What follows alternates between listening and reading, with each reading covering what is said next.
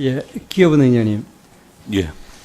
그 보통 이 기업은행이 이제 발전한다 그런 의미가 뭔가 이렇게 생각해 보면은 기업은행은 중소기업 진흥을 위한 정책기관 은행이지 않습니까? 예, 그렇습니다. 그렇다고 하면 첫 번째가 제가 생각하기는 중소기업에 대한 대출 비중이 높아야 되는 게 그 첫 번째일 거고, 그다음 두 번째 신용대출, 그중에 또 기술대출의 비율이 올라가야 되고, 그다음 또 신용대출에 대해서는 금리가 또 이 정부의 정책금융기관이니까 낮아야 되는 게 그게 정상적인 거 아닙니까? 그러면은 실제 그런지 한번 보겠습니다. 지금 이제 기업은행 대출 현황을 보면은 담보대출, 그러니까 물적 담보로 하는 담보대출과 신용대출, 신용보증 전부 다 이 개인이 그 연대보증했는 거든지 그런 거하고, 근데 신용대출은 2014년, 15년, 16년, 17년으로 가면 갈수록 비율이 떨어지고 있습니다. 여기 자료를 보시면은 그것도 아주 큰 폭으로 지금 떨어지고 있고, 그 다음 자료를 한번 보시겠습니다. 이는 이제 기술 대출이라 그러는데, 기본적으로 중소기업에 대한 대출이라면은 신용 대출이 주가 돼야 되고, 기술 대출이라고 하는 거 그 자체가 사실상 신용 대출이 돼야 되는 게 정상적이라고 생각합니다. 예. 근데 여기도 보면은 담보대출 보증서고 신용대출 비율이라는 게 별로 높지를 않아요. 28% 되는데 그것도 해를 가면 갈수록 신용대출 비율은 또 떨어지고 있습니다. 그렇죠?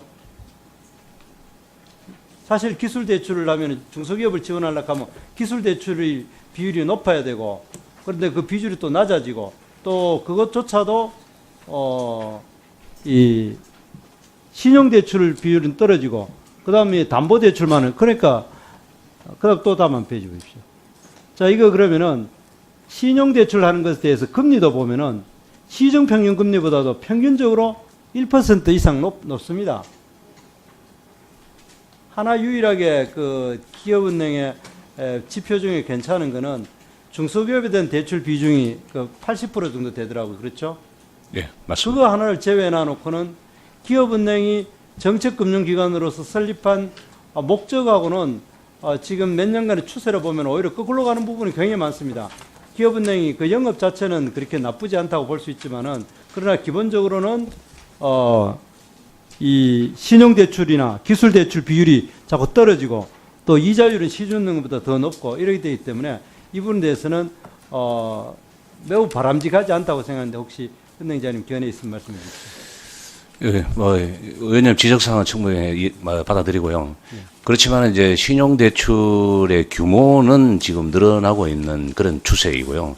그 현상이 저희들이 그 일자리 창출에 효과가 있다고 보는 또 그런 이 시설자금 대출의 비중이 굉장히 많이 늘어남으로 인해서 좀 연유되는 것도 일부 있다고 그렇게 분석되고 있습니다. 그래서 그 충분히 그 신용대출의 비중을 늘리고 또 금리를 낮추는 그런 그 정책들을 또 차근차근 또 준비해서 추진하도록 그렇게 하겠습니다. 예.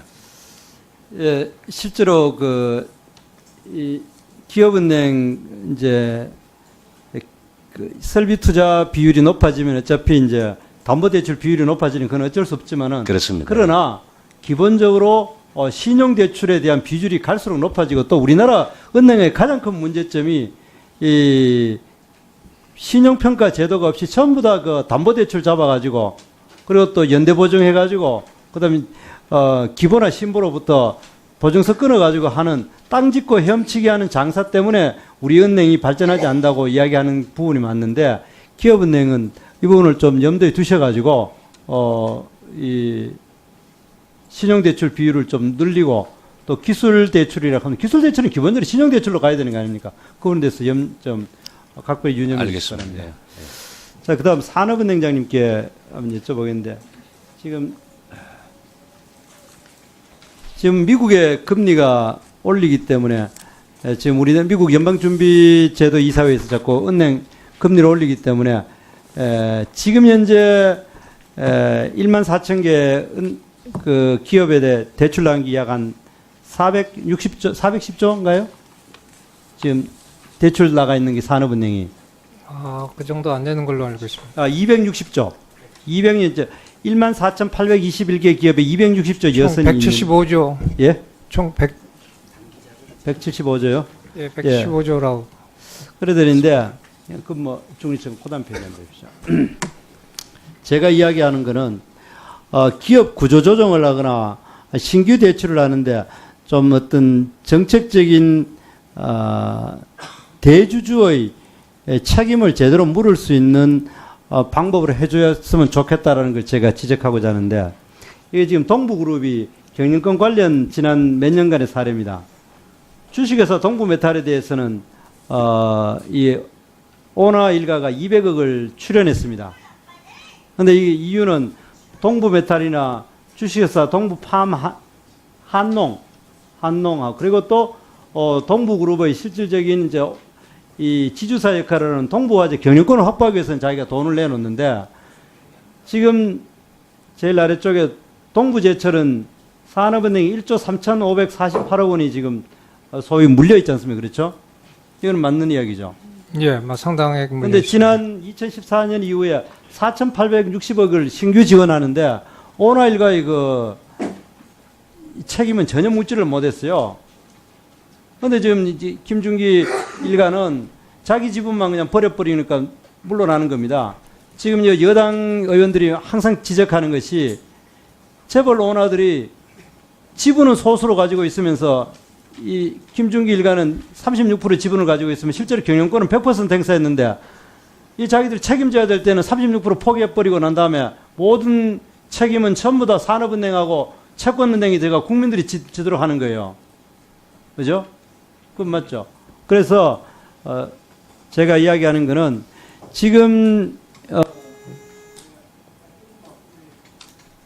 제가 말씀드리는 거는 계속해서 구조조정을 하면서 신규 대출을 해감을 때 대주주의 책임을 어떻게 물을 것인가를 좀 확실히 이 프로그램이나 시스템화를 해줬으면 좋겠다는 걸 제가 말씀드린 겁니다. 지금 이제까지 이 대주주가 여기에 대해서 그 출연금 낸 것이 7개 회사밖에 없더라고요. 그것도 사후에 막 온 그 나라가 오나 일가에 대해서 비난을 퍼부으니까 제출한 것이 대부분이고, 사전 시스템에 의해서 대출된 부분은 없어요. 그렇기 때문에 지금부터는 대출을 해 나갈 때 앞으로 부실, 그 금리가 오르면 부실이 굉장히 늘어날 텐데, 그래 됐을 때에 더 추가 대출할 때는 오너가 어떤 책임을 물을 것인지를 사전에 충분히 약정을 통해가 이거를 구조정을 해주고 신규 대출을 해줘야 된다. 그 이야기를 제가 지적하는 겁니다. 예, 2005년 이후 저희 은행이 주채권은행으로서 공동 관리한 업체가 총 67개사가 있는데, 그 중에서 사제 출연한 내역이 7건에 불과하다는 점, 제가 죄송하다고 말씀드립니다. 총액은 약 4,300억에 불과하고요. 그래서 앞으로 향후 이런 일이 있을 때는 공평한 손실부담 차원에서 대주주 사제 출연이 더욱 확실히 될 수 있도록 검토를 하겠습니다. 10초가 안 끊어지니까 1분을 드릴게요. 예, 하세요. 제가 이야기하는 그런 일이 있으면 하라는 게 아니라, 대출을 할 때에 이 대출이 잘 안 됐을 때 오너의 책임을 사전에 물을 수 있도록 협약을 먼저 미리 하라는 겁니다. 사후에 어떻게, 사후에 돈 내놔 하면 잘 내놓습니까? 한진해운 같이 그냥 이 청문회가 난리를 치니까 겨우 100억 내놓고 그렇게 하지 말고, 이 그 대출이 제대로 안 됐을 때는 너 돈을 어떻게 내놓겠다는 걸 사전에 확실히 이 협약을 맺고 하라는 그 뜻입니다. 네, 제도적 차원에서도 보완을 할 테고요. 운영 과정에서도 철저히 실행되도록 하겠습니다. 예, 이상입니다.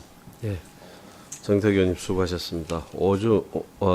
보충 질의 마지막 질의 순서입니다. 더불어민주당이 존경하는 정재호 의원님 질의해 주시기 바랍니다.